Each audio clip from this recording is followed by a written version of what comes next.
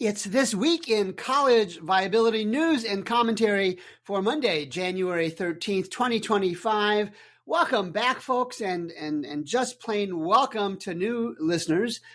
I can now report that my driveway here in suburban St. Louis is visible. We have survived what will probably be the only snowstorm of the year here in St. Louis. I hope those are not famous last words. And of course, as colleges restart throughout the nation last week and again this week and probably in the coming weeks, the pipeline of higher education news stories, of course, is also heating up. This week, here are the headlines we have on the story. Bacone College, accreditation withdrawn. That's been around for a long time. I've got Bacone's response in College Drivel section. That'll come up here in a second. Guilford College in North Carolina risks losing its accreditation. They didn't get things fixed in 2024, and the probation they were on with their accrediting agency was extended through 2025. All right, I guess that's fine. Interestingly, there is not really a president at Guilford now. The board chair is leading the college's effort to get out of probation from their accrediting agency. We've had Guilford College on the Financial Health Show, and I've had it, I believe, on the podcast as well. And of course, another College Drivel section is on for today. We have a story on which colleges always lose money, a story about how many years colleges have lost money. And then we have one on from Kiplinger. Kimberly Lankford at Kiplinger had a story on why you should check your college's financial health, and we'll talk about that. And of course, much more. Bacone College, accreditation withdrawn. Bacone is not enrolling students until further notice. This is from Jared Moore at MVSKOKE Media. I don't know what that is. Bacone published the following statement to its website concerning the withdrawal. And this is from the accrediting agency, and I don't have which one it is in my show notes here. Bacone College, again, this is from the college itself. Bacone College is not closing. This is despite the fact they've lost their accreditation, and plans to graduate another class of our outstanding students again this May. Like many small nonprofit colleges, Bacone has experienced several difficult years. Okay, the Board of Trustees are committed to the future of this historic college and believe that Bacone will continue to provide a quality education for our students for decades to come. And then it concludes with the staff and trustees will make no further comment at this time, but will be providing a detailed revitalization plan in the near future. And as a publishing of this article, Bacone College website was still operational. Okay, all right, I'm not going to go into too much, but briefly the data. Bacone College, 4-year graduation rate less than 10% over the last 8 reported years. Retention somewhere around 30%. Their 2022 endowment was just under $6 million, down $1.3 million from 2015. Bacone College Board of Trustees, if you could graduate folks, which is the purpose of a college, there might be some empathy. Lacking that, none from these quarters for sure. Inside higher education, Josh Moody had a story on January 6th about a series of cutbacks that happened in December early in the year. And I just want to quickly go through the list, again, from Josh Moody at Inside Higher Education. Columbia College cut back $17 million, has a $17 million budget deficit and plans to drop 11 programs and cut up 25 faculty jobs. That was from the Chicago Tribune. Portland State is giving 15 non-tenure track faculty members layoff notices.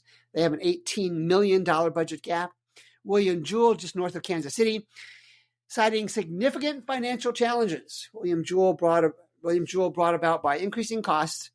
Officials at William Jewell Institution announced last month that it was declaring a financial exigency. University of Connecticut is looking at an additional 18 academic programs to cut. That remains under review. University of New Orleans plans to axe 70 jobs over the summer. They did that last summer, and they had a $15 million deficit. More cuts are on the horizon. San Francisco State declared a financial emergency last month. President Lynn Mahoney wrote to faculty that every unit will be making hard reductions and program changes likely. And then lastly, interestingly, Brown University, not an organization short on assets, announced a $46 million, that's a big number, announced a $46 million structural deficit last month. I think that was December, might have been November, citing flat undergraduate tuition revenue growth, increased financial aid, inflation, and rising salaries and benefits as factors. Now Brown's not going anywhere. And although Brown did not announce job cuts, it will review vacancies and limit hiring. So $46 million is probably couch money in Brown's overall financial landscape. But the fact that they have an operating deficit is interesting. Again, Brown University is not going anywhere. They're a strong organization, one of the biggies, one of the Ivies, and that will continue to be in existence. But they're losing money, and they can't do it for forever, but they don't have any imminent issues of any sort at all. Guilford College. This is from Sarah Sowers on WXII 12 TV in Winston-Salem, North Carolina on January 7th. And let's just take a look at the data from Guilford College, right? Their net tuition revenue is down 39% since 2016. Closed colleges are down 42%, the set of 9 colleges that Matt Hendricks has in his advanced compass. Revenue is down 11%, but expenses are up 5% over the same time period. Their endowment is $90 million, not bad, but not good. Tuition and fees are down $11 million, and their admission yield is in the mid-teens, not necessarily that good. Their 2022 four-year graduation rate was around 40%, and 6 years was around 50%, a little bit lower than that at Guilford College. And they haven't even released their 2024 audited financial statements that I've seen. I haven't checked in the last couple of days. So it's uninformed. It's uninformed to think that a college with that kind of data can survive the financial position that they've created for themselves. So here's my prediction on what's going to happen. I don't know that they're going to close for sure. I would never predict that they're going to close. I just don't do that. Certainly their current financial path is not sustainable, but here's what I think will happen. The college will scramble. Guilford College will scramble and create documents to send to their accreditor, which is SACOX, the Southern Association of Accreditors. I can't remember what the acronym stands for, on what they will do. So Guilford will say, hey, accreditor, here's what we're going to do. And the good folks at Guilford College will dot their I's and cross their T's, and their accreditor, SACOC, will say, hey, okay. The college will then have a press release that will spout out all sorts of, we worked so hard, we are great, we will be here forever stories. Students will continue to not graduate in large numbers, and I think eventually the financial realities will hit, and someone, somewhere down the road, will finally reach for that off switch on the wall. College Drivel, Bacone. I shared the story up front. The Board of Trustees are committed to the future of this historic college and believe that Bacone will continue to provide a quality education for our students for decades to come. If only they could actually graduate, folks. And this, I've talked about this before, this management by PR has got to stop. And it won't. It's got to. It won't, because it's embedded. It's embedded in almost every college out there to spin and spin and spin data some more to make the college look good in the eyes of the world. And all right, in theory, there's nothing wrong with that. In practice, there's nothing wrong with that. But I've heard from too many inside higher education folks to believe anything is going to change. But of course, that is why I'm here. I'm here as your self-proclaimed college quality control and alternative media source to point out the silliness of many of these things that colleges are trying to do. Page 2, college operating costs rose a little over 3%, 3.4% in fiscal 2024. It's common, it happens. This is from Ben Unglesby at Higher Dive, and Ben was on our podcast last year sometime. And here's the one dive insight from Higher Education Dive that I want to read. Any slowdown in expense growth is welcome news for colleges, of course, but that doesn't translate to lower prices, and costs are still at painful levels following past spikes. These costs are made, according to Dive Insight, these costs are made all the more painful if stagnant or falling enrollment constraints continue. Reaffirmation, this is a troubled industry. Dr. Robert Kelchen, University of Tennessee, had a story out on his blog, or his website, I guess, which colleges always lose money. And as always, I'll have the link on the show notes. And I got a couple of graphs that I'm looking at here that Dr. Kelchin, Robert Kelchin posted. And from 2014 to 2023, so 10 years, about 40%, I'm looking at the graph, around 40% of private colleges had losses over that time period. Some of them were for multiple years. And to look at the other chart and for the publics, it was about somewhere a little over 20%, 25%, something like that. Privates, there were 20% of private colleges with financial losses for 2 years. Over 4 years, there were about 16%. Over 6 years, there were about 8%. Let's say 10%. Just round up the numbers to make the math easy for those that didn't pay attention in math class. So 5 years, 10% of about 1,300 private colleges means about 130 private colleges have had losses for at least 4 years, some as many as 6 and a few as many as 8. Again, what's the purpose of this kind of story? It just reaffirms the challenges, the trauma. It's at a macro level for sure, and that's what most folks do. Of course, we don't do that here at College Viability. We look at it college by college.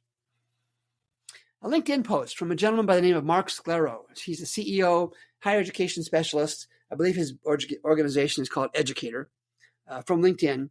And it's kind of a spin story for independent education counselors. Maybe Mr. Sclero is part of that organization. And it's an attempt, as we've seen before, and I've shared before, to rationalize, I guess I didn't read the data above, to rationalize the dire state of higher education. And the reason I put this post in the podcast is that Mr. Sclero, like too many others, Derek Newton for Forbes, for example, they just aren't thinking deeply enough. They take somebody else's report and write it to support a position that higher education is fine. Right? That's a generalization, I know. And that's contrary, very contrary to everything those of us who actually look at the individual college data day by day, week by week, month by month, and now year by year, it's opposite of what we see at the individual college level. The issue is not the enrollment cliff. It's not enrollment. It's not even new programs. It's the endemic financial weakness of so many public and private colleges. The market is speaking, and too many folks are trying to verbally prop up an unwell industry. And you hear it on this podcast, you see it on the show with Matt Hendricks and Gary Stocker, the financial health and viability of too many individual colleges, and that's important, is not good. Now, this organization, Independent Education Counselors, I see an increased need for college counselors. And here's something I'll offer. I think that need needs to focus on adding financial health and viability guidance to their clients that they advise on what colleges to go to. So here's what I'm going to do. Let's do this. I'm going to give away 10 free links, free copies of the 2025 College Viability app to any private college counselor who can identify that's what they do, who asks for it. 10. I'll give away 10 freebies. And let's do this. Let's give it to the end of the month. January 30th, drop me a note if you're a private college counselor. I don't care if it's public or private. Confirm for me that I know that you're a college counselor. And when that app is released, I'm thinking by the end of the month, I'll send out free links to the first 10 who drop me a note. And then I have Jeff Salingo a couple of times on the podcast today, on his content on the podcast today. And he had a chronicle story titled Higher Ed's Grim New Normal. Overcoming demographic headwinds will require more austerity. And austerity is never a good word, particularly in the context of higher education, because nobody wants to talk about cutbacks. And as always the case, Jeff Salingo writes good stuff. Even the show that he does next, the newsletter next, and the show he does, just good stuff almost every time. The second part of that is Rick Seltzer at the Chronicle took Salingo's post and made some comments. So that's kind of what I'm going to focus on. And Seltzer's headline was Thinking Outside the M&A, the Merger and Acquisition Box. And Salingo said in his post, M&A is hard. Colleges often wait too long to get started on what is a long, arduous process. Very few institutions, Jeff Salingo writes, have the financial heft necessary to acquire and operate struggling campuses. Okay, fair enough. Are partnerships the answer?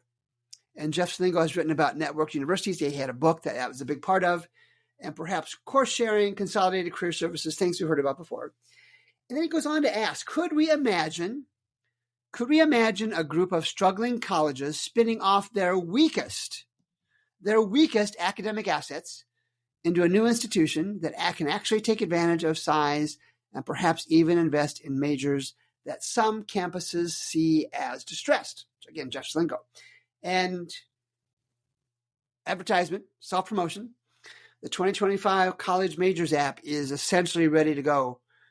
If you want to be able to compare almost 3,000 public and private, 2- and 4-year colleges, and which college majors are strong in, and we've got more than 60 in the app, and which majors that are weak in, purchase a link, purchase the College Majors, the 2025 College Majors app. I've got some initial demo out there on YouTube. I'll have more tutorials and promos on that coming. It's a tool I've not seen out there before. So if you're a college academic leader or even a non-academic leader, take a look at that app. There's ways to use it to compare where you're strong at and where you're weak at. I will also have a version out for students and their families later this winter. And here are some observations. And this is from Rick Seltzer. Your daily briefing author is how he says that. He says, people must be managed carefully. Institutions have unique workplace cultures, we know that. Saving money often means administrators lose their jobs. Sometimes board members jockey for power. Alumni get upset. Time is of the essence, he adds. Institutions don't give themselves enough runway. Salingo talked about that. I've talked about it. Others have talked about that. It continues to happen, and sadly, I think it will continue to happen into the future. And I guess the last one is regulation that I'm going to talk about before I finish up this story. Regulation resists innovation. It takes too long to get acquisitions or mergers approved. Now, I see early indications that might be changing, but I'm not convinced it's for real yet. So the bigger picture is the parochial nature and embedded cultures of too many colleges is something that really I don't think either Mr. Salingo nor Mr. Seltzer notes, although they do note that institutions often don't give themselves enough runway. And again, like I said just a minute ago, I don't see that changing. Read Bacone College story. And I'll say this again, and I'll keep saying this. This is a macroeconomic issue in one sense. Too many colleges, too few students, blah, blah, blah. And while it is a macroeconomic issue, the level of financial detail, financial results at each college is what needs to be monitored closely. There will be hundreds of colleges that survive and even thrive in this supply and demand imbalance. It's a challenge for students, their families, even faculty and staff to look at the data to see which ones are likely to survive and thrive and which ones who have little, if any, chance to be able to be categorized like that. I was in the Boston Globe last week. Hillary Burns dropped me a note, the Boston Globe staff, asking for some comments on Olin College. And it's the Franklin Olin College of Engineering in Massachusetts. And she shared, the story ran late last week. I can't remember the exact date, maybe January 10th. And here's the data for the Franklin Olin College of Engineering. Net income margin has been negative since 2017. That's compared, it's very comparable to the closed college debt. Operating cash has been in the basement at about 40% since 2016. Interestingly, net tuition revenue is up about 30%. Operating revenue up 5%, operating expenses up 22%. That's an imbalance, and that's from 16. And looks like their 2024 financials are out as well. And enrollment has been, for the most part, flat. Their 2022 endowment is $450+ million, very strong. Their unfunded institutional grants, merit aid, most scholarships are up 43%. That's a lot from 2015 to 2022. Graduation rates are really, really good at the Olin College of Engineering, up around 80% over the last 4 years of graduation rates. It's a high quality college, and I had St. Louis University, among others, they're one of many high quality colleges, that at least graduates a really strong percentage of its students, but still has similar financial challenges as colleges that don't graduate even half or even 40% of their students. And if you're a reporter, I'll say this, Hillary Burns, thanks for reaching out. If you're a reporter looking for more than a generalized set of higher education urban myths and trite observations made by others, I have immediate access to the financial operational outcomes for about 3,000 public and private 2- and 4-year colleges. Drop me a note, reporters. Drop me a note to Gary at College Viability, one word, collegeviability.com, and I will get you a courtesy link. Doesn't matter how many apply for this, how many ask for this. I'll get you a courtesy link, reporters, to the 2025 College Viability app. You'll have easy access to look at and compare about 3,000 private and public colleges and compare over dozens of financial enrollment and outcome measures. And just a quick side note, I had one of my LinkedIn connections post a story last week about an individual he referred to me for guidance on a private college in New York. And I happened to respond right away to this person. And my LinkedIn connection shared my response and noted how quickly and thorough my response was. And I'll do that for you. If you're looking at a college and don't want to buy the app, please buy the app. But if you don't want to, drop me a note. I'll give it a cursory look and I'll get back. Page 3. Why you should check your college's financial health. And again, this goes back to the Kiplinger story I referenced in the start. And Kimberly Lankford wrote this on January 8th. And here's the guidance that Miss Lankford gave. All right, let me read it and I'll talk about it. Look at enrollment trends. It's for parents and their families. Review the common data set. Look at the college scorecard. Look at the iPads data. Find and look at the heightened cash monitoring list. Search Standard & Poor's and Fitch's for guidance. And look at majors.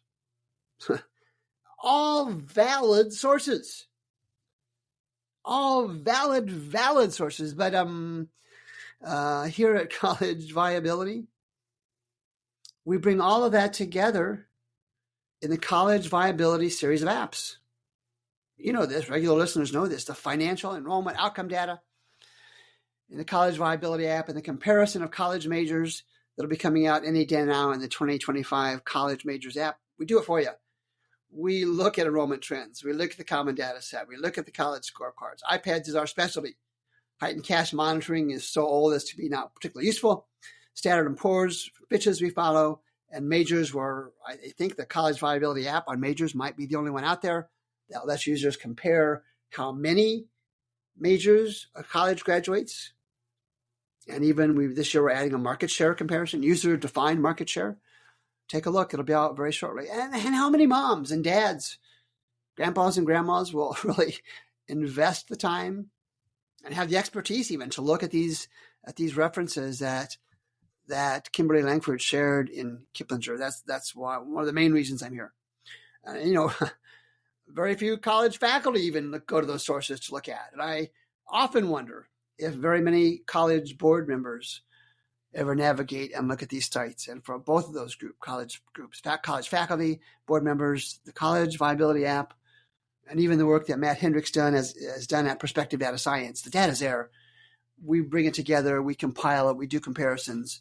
Take us up on the offers. Page 4. Finally, Jeff Slingo, again, I mentioned this earlier, had another LinkedIn post and calls this the year of great reckoning. And he starts with a note that the roof is leaking. This is Jeff Slingo on his newsletter Next on January 10th. The roof is leaking. The mid-aughts were a boom time. That's 2004, 2006 kind of time frame. The mid-aughts were a boom time for campus construction. Nearly 90 million square feet of additional space, were built on campuses. This is according to Gordian, which is a construction consulting firm. Slingo goes on to note, if you own any sort of property or house, whatever, you know what happens after 20 years. We have that here in the Stalker House. Things start to fail. The age of plant, again, Slingo continues, the age of plant at colleges, that's a metric that bond rating agencies like Moody's and S&P use continues to tick up. The median age of a building at private universities is not quite 16 years. Right now, in 2017, it was just under 14 years. And Sligo notes up to $950 billion with a B in spending over the next decade for deferred maintenance, facility upgrades, and construction projects, according to Moody's. And finally, Sligo notes the big picture. For years, most colleges tried to manage their growing deferred maintenance by using extra cash at the end of the year, their so-called profit margin. And they use that to fix the proverbial leaky roof. Again, Jeff Sligo. But in recent years, those margins are essentially non-existent.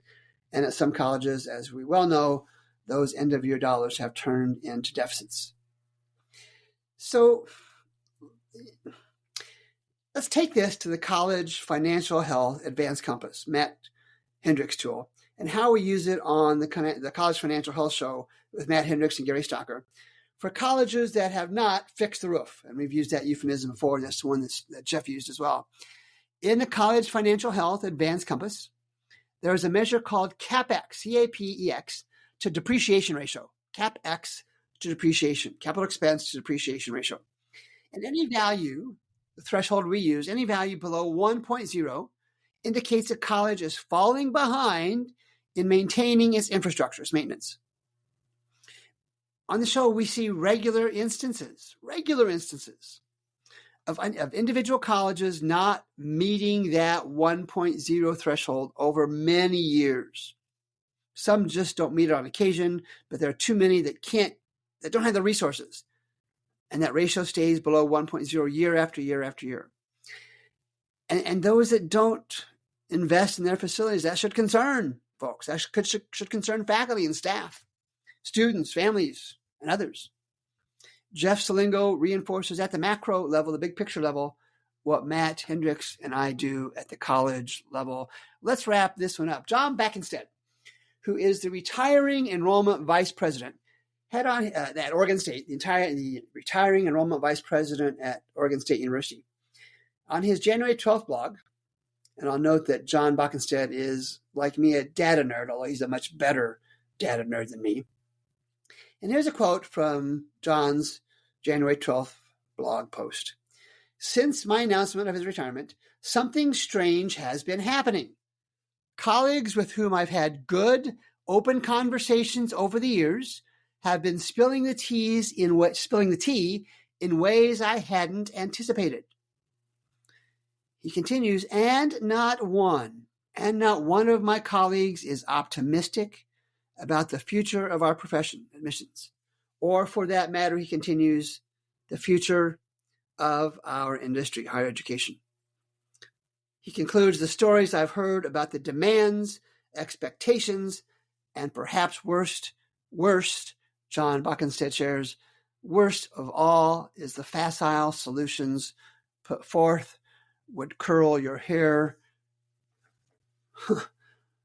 Not good. That's not good. And this is from a career-long higher education leader who now has nothing to hold back about this industry. Not that he ever did. He's always been an upfront kind of guy. And he had two recommendations in his blog post. And the first is get your trustees and faculty acquainted with market realities. John Backenstead goes on to note one side yelling, "You just don't understand," and the other is generally not productive. And I've talked about this countless times. It is the market that is driving this. John Backenstead knows that, and he wants trustees and faculty to get a handle on that, and I don't see any sign of that happening soon. And then lastly, he says, challenge every assumption. He notes you should know by now that when you raise tuition by 4%, you don't get 4% more revenue for a variety of reasons, and many of those I've talked about, probably all of those I've talked about on the show. And it's the higher education market. I will say it again and again. It's the higher education market and the higher education's ingrained parochial culture that makes it difficult to see anything but increasing economic trauma for the coming months and years. Agree with me, disagree with me, but please look at the data that I and many others make available, not just from your organization, but from those competitors, those competing colleges around you. To continue college leaders, faculty, staff, community leaders to continue on a self-blinded path from the past continues to be a very, very risky model for higher education today. Hey, thanks as always for those of you who make time to listen to the podcast. I am always grateful. We'll do it again next Monday. And until then, I'm Gary Stocker for College Viability. We'll talk again next Monday.